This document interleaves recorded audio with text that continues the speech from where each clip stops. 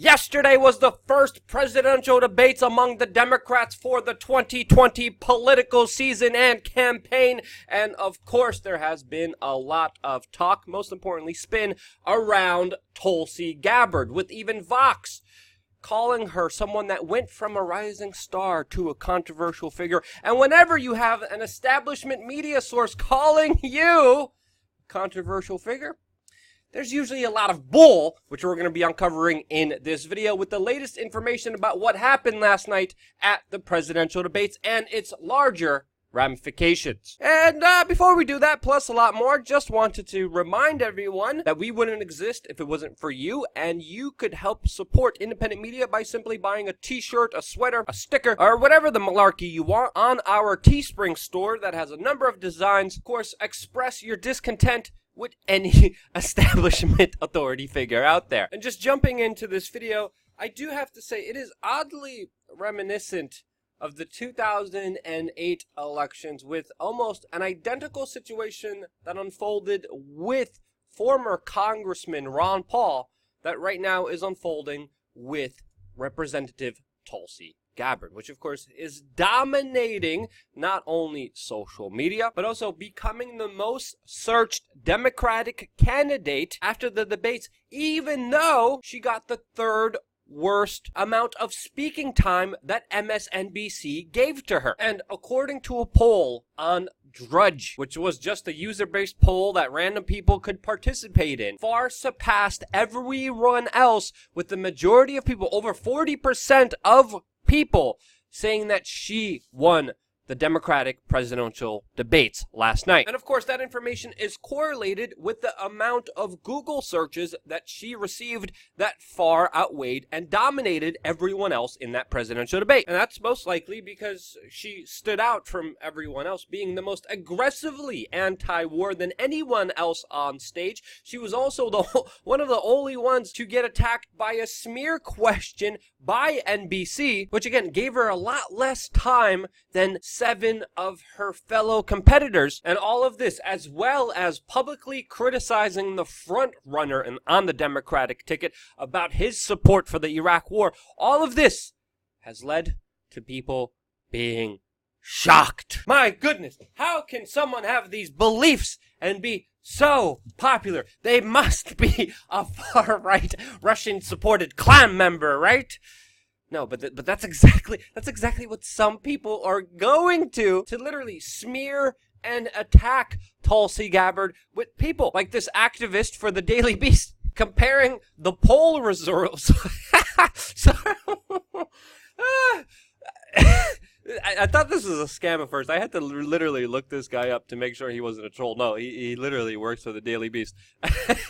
And he compared the poll results on Drudge. It says he cares much about them as he does about Breitbart, the Klan, and neo-Nazis. Look at this little poor guy. He looks like he can barely stand up. Some people even claiming that she is not anti-war, going, of course, to great lengths to try to discredit her, with even this CNN activist, very stunningly and brave, saying that anyone citing this poll should be banned on television commentary. Gee whiz, someone from CNN trying to get people banned because they disagree with them? What a shock, what a surprise here. But again, this shows you how this CNN activist and New York Times best-selling author, their kind of mindset here,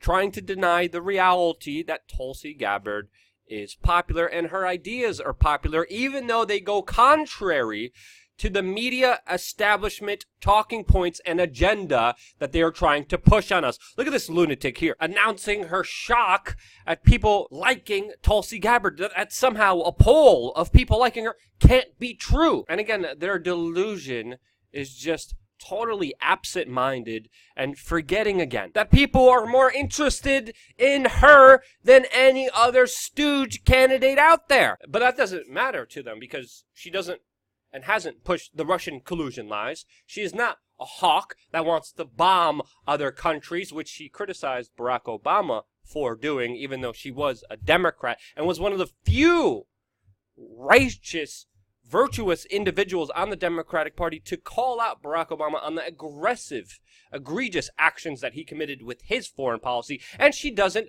virtual signal, and she doesn't want to be a part of the, quote, resistance. This is why, one of the reasons, she's persona non grata, and one of the people that's going to be attacked. Look at the Miami Herald. Look what they wrote. Tulsi Gabbard's touting foreign policy experience struggles to lift off debate stage. What do you mean, struggles?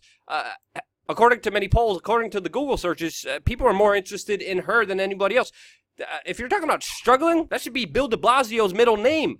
But you're going after Tulsi, which many people see as the clear winner here. I mean, that makes absolutely no sense. Look at this. Washington Examiner. Here comes the smear campaigns. Tim Ryan accuses Tulsi Gabbard of cozying up with a dictator who gassed kids. I mean, just the most insane, hyperbolic, emotional nonsense, trying to get people triggered so they don't think logically and look at the facts. This is exactly what Tim Ryan is doing here. You look at Tulsi Gabbard. Look at where she stands, right? You look at her issues. They're mainline Democratic issues. Of course, climate change, for more education, against guns, for healthcare, for abortion. Many of these issues that I don't agree with, but the main issues where she doesn't stand with, of course, the mainline Democratic mob culture insanity is, of course, not only with the resistance, outrage mob, and social culture war nonsense, specifically, 1. 2, she doesn't stand for wars. She wants to withdraw from Afghanistan and Syria. Very popular positions that Donald Trump has toted and said he wanted to do, but has failed time and time again to do so, has actually expanded the troops' role in the Middle East. She also promises to end U.S. support for the Saudi-led conflict in Yemen. Again, a very popular position, which even the House and the Senate voted as a resolution to officially do, that was actually vetoed and ended by Donald Trump. This is something that Republicans and Democrats, even in Congress, even at the Senate, agreed with. Popular positions that, of course, people want, because no one wants to support and create the worst humanitarian crisis in the world right now that's happening in Yemen because of the insane, cozy relationship between the United States and Saudi Arabia. And 3, of course, she didn't buy into the whole Russian collusion insanity narrative that was shoved down people's throats by the mainstream media, which was incorrect, which we got attacked for calling out too. Anyone got attacked for calling out too, but she's still dealing with the larger ramifications for being right on something. And again, this is, as I mentioned before, oddly similar to what happened with Ron Paul, that holds the same 3 positions that I just listed before. Those 3 major positions, not into outrage culture, anti-war, actually cares about the facts with Russia, are actually the same positions that Ron Paul has, that faced extreme media bias during, of course, his presidential run, which even Jon Stewart called out and documented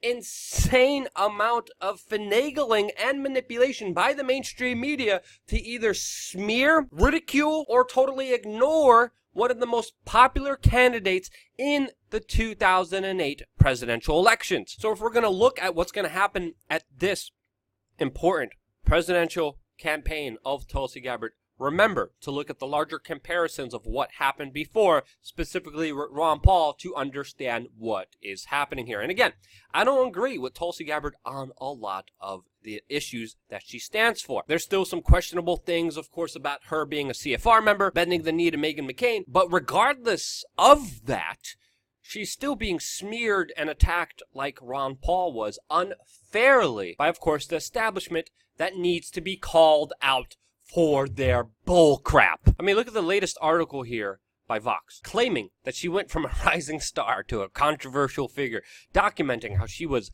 a progressive star in the making because she was a woman of color. And she messed all that up by going after Obama, rightfully so, over, of course, his aggressive, nonsensical, idiotic, stupid foreign policy, which was just the same echoes of the foreign policy that his predecessor, George H.W. Bush, started, which, of course, Trump is still continuing and following in those same exact footsteps that do not serve the American public and provide one of the biggest disservices against the people of this country. And she rightfully called out how the United States knowingly was aiding and abetting one of the worst elements inside of the Middle East. And because of that, and because she was right, this is why, look at the framing here, look at the spin here.